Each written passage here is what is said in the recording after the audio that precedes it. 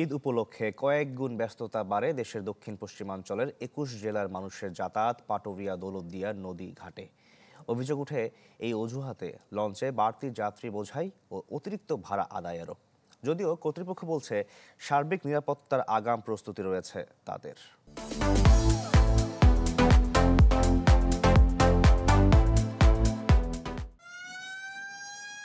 পদ্মা সেতু চালুর পর থেকে দিনভর ব্যস্ততার চিত্রটা অনেকটাই কমে গেছে পাটুরিয়া দৌলতদিয়া ঘাটে। কিন্তু ঈদ ঘিরে ঘাটের দুপাশে বাড়ে কয়েক গুণ গাড়ির চাপ। এতে পড়তে হয় নানা ভোগান্তিতে। যাত্রীদের দাবি, ঈদ যাত্রায় ঘাট ব্যবস্থাপনায় ফেরি বাড়ানো সহ নিরাপত্তা ব্যবস্থায় জোর না দিলে দুর্ভোগে পড়তে হবে। স্বাভাবিক ব্যবস্থা থাকতে হবো, তাইলে মনে হয় তাড়াতাড়ি পারন যাবো আর কি। ফেরির সংখ্যা একটু বাড়াই দিতে হবো। কোনো ছিনতাই রাহাজানি না হোক, কারো কোনো পকেটম্যান না হোক, কোনো ক্ষতি না হোক, এটাই সরকারের কাছে আহ্বান, যেন সিকিউরিটি গার্ড বাড়ায়।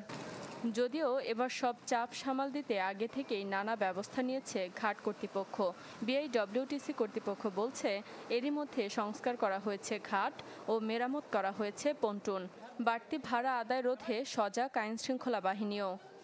ঈদে যাতে যাত্রী সাধারণের চলাচলে কোনো রকম সমস্যা না হয় সেই জন্য ঘাট পন্টনগুলো মেরামত করে সমস্তগুলি ঠিক করা হয়েছে। পাশাপাশি ঘাটের যে স্লোপিং রাস্তাগুলো সেইগুলো মেরামত করে চলাচলের সম্পূর্ণ উপযোগী করা রাখা হয়েছে। অতিরিক্ত ভাড়া কোনোভাবেই আদায় করা যাবে না। আমাদের পুলিশের বাইরেও রয়েছেন, র্যাব রয়েছেন, আমাদের হাইওয়ে পুলিশ রয়েছে, আমাদের যে আনসার রয়েছেন এবং আমাদের জেলা প্রশাসনের পক্ষ থেকে আমরা টাইম টু টাইম কিন্তু অভিযান চালাবো এবং আমাদের যে চেকপোস্টগুলো হবে সব ধরনের সহযোগিতা সবাই মিলে কিন্তু আমরা একই সাথে কাজ করব।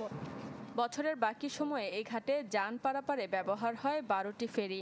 তবে ঈদের চাপ সামাল দিতে ব্যবহার হবে ১৭টি ফেরি ও ২০টি লঞ্চ। Desk report, channel 24।